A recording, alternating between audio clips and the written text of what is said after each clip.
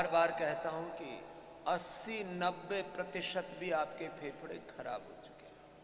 Asthma, lung fibrosis, सर्कोडाइसिस, TB या cancer के कारण से, कोरोना या किसी भी और बैक्टीरिया वायरस के कारण से, फंगल इन्फेक्शन के कारण से, निमोनिया के कारण से, डबल निमोनिया से, किसी भी कारण से आपके फेफड़े खराब हुए हैं,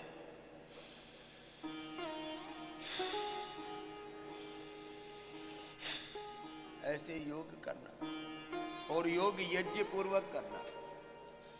आपको यह हवन सामग्री उपलब्ध कराते हैं। 10-12 तरह की सामग्री है। कफेष्टि, वातेष्टि, पित्तेष्टि, मेधाष्टि, मस्तिष्क रोगों के लिए अप्रतिम, हृदयष्टि, हृदय रोगों के लिए, मधुष्टि, शुगर के लिए,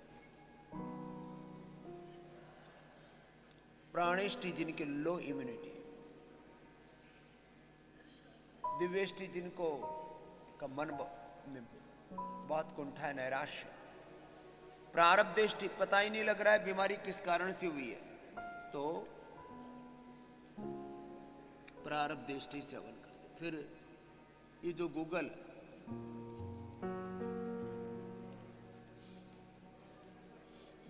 को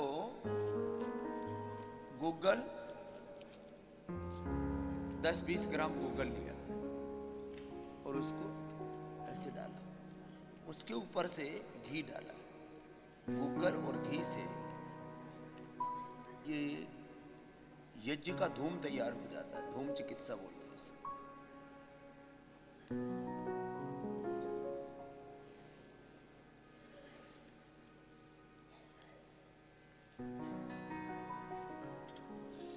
और उससे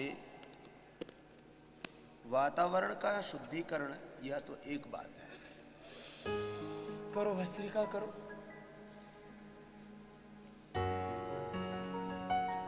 अनिष्ट का निवारण एक बात है, एक लाभ है, एक पक्ष। अनिष्ट का निवारण इष्ट की सिद्धि, अभिष्ट की सिद्धि। और जब आपकी भक्ति सच्ची होती है, आपका अनुष्ठान पूर्ण निर्दोष होता है, तो उससे अलग अलग प्रकार की सिद्धियों की, विभूतियों की, अलौकिक शक्तियों की प्राप्ति होती है। योग यज्ञ पूर्वक करना।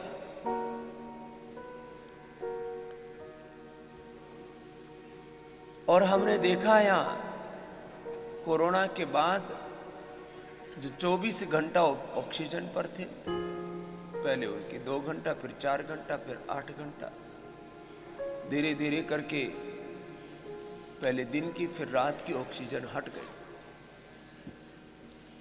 और फेफड़े जो पूरी तरह से बेकार हो चुके थे वो रेस्पॉन्ड करने लग गए।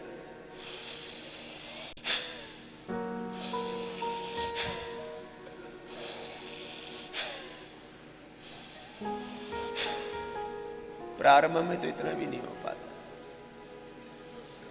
ऐसे भस्त्रिका प्राणायाम,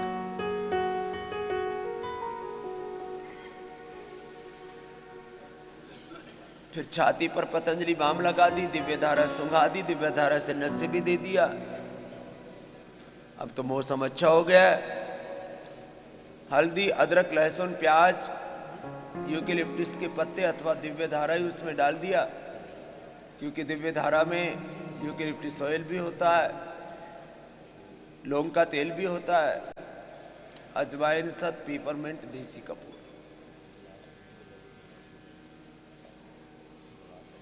भस्त्रिका के बाद फिर अब कपालभाति का। जिनको अत्यधिक कफ के रोग थे, कफ की प्रकृति थी, उनको हमने खाली पेट श्वासारी स्क्वाथ पंचकोल के साथ श्वासारी प्रवाह गर्म जल में डाल के श्वासारी वटी, एक एक गोली, बहुत ज्यादा होने पर दो दो गोली। श्वासारी गोल्ड, जिनके फेफड़े पूरी तरह से बेकार हो चुके थे उनको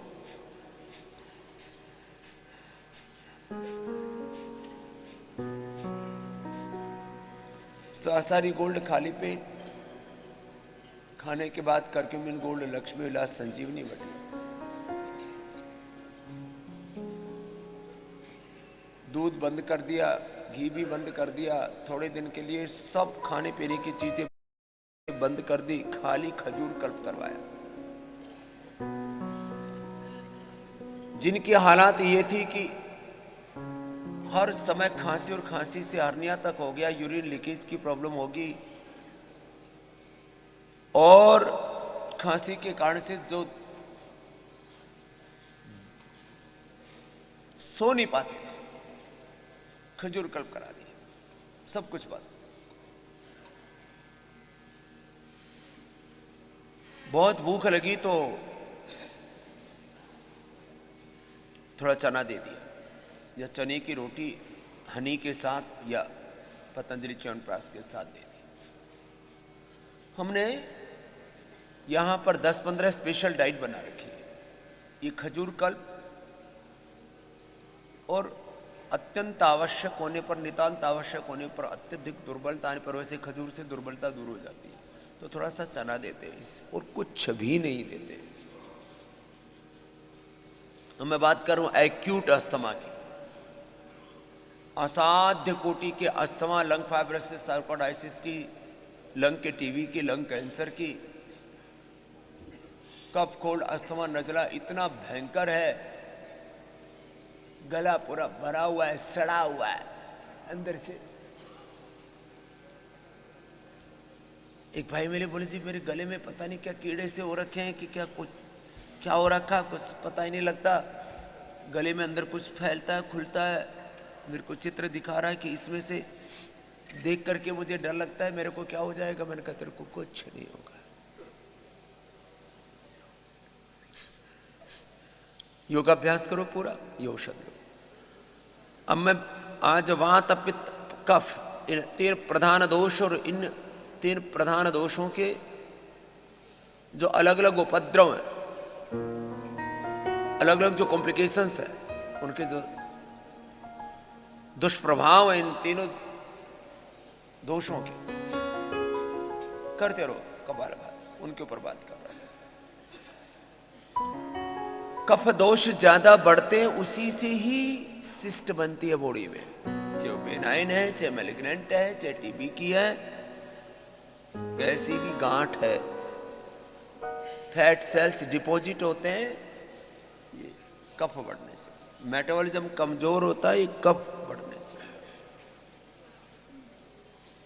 ओबेसिटी बढ़ती है ये कफ रोग बढ़ने से होती है। इसलिए जब मेद वृद्धि के लिए हम ओबेसिटी के लिए ट्रीटमेंट देते हैं तो आयुर्वेद की भाषा में दीपन पाचन द्रव्य देते हैं जिससे बॉडी का मेटाबॉलिज्म अच्छा हो। ये मोटापा बढ़ रहा है, ये थायराइड की प्रॉब्लम हो रही है, ये कफ के कारण से होती है।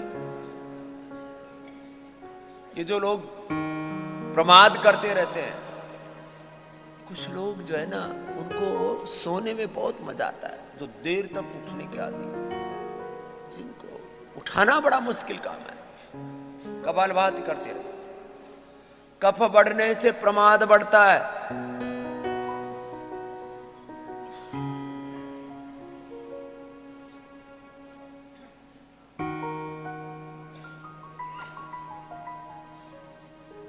आलस्य बढ़ता है, लेजीनेस, और बहुत ज्यादा कफ बढ़ जाए तो मूढ़ता बढ़ जाती है और ज्यादा।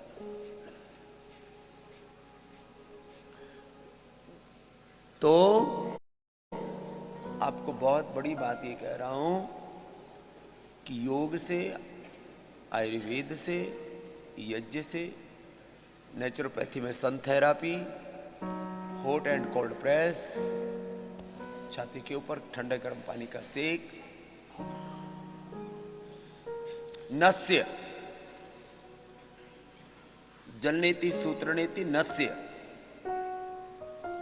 सरसों के तेल में थोड़ी सी अजवाइन, थोड़ा सा सेंधा नमक, ज्यादा नहीं, थोड़ा लहसुन, थोड़ी सी हल्दी, ये घरेलू चीजें डालो।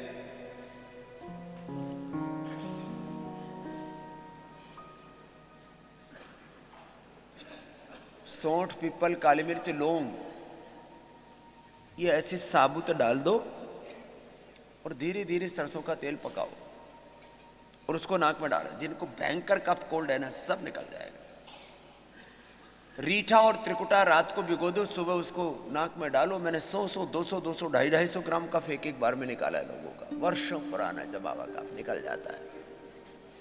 नस से, रीठा का नस से, रीठा सफाई करता है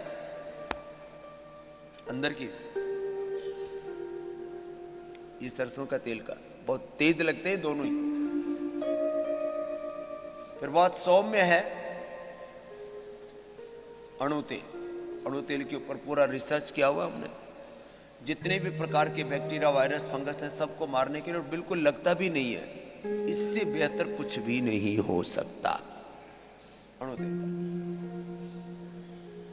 षड्बिंदु तेल भी डालते हैं, गाय का घी भी डालते हैं, बादाम रोगन भी डालते हैं। और जिनको मस्तिष्क के पुराने रोग हैं, ज्योतिषमती तेल अभी आपको यहां उपलब्ध है, धीरे धीरे पूरे देश में भी उपलब्ध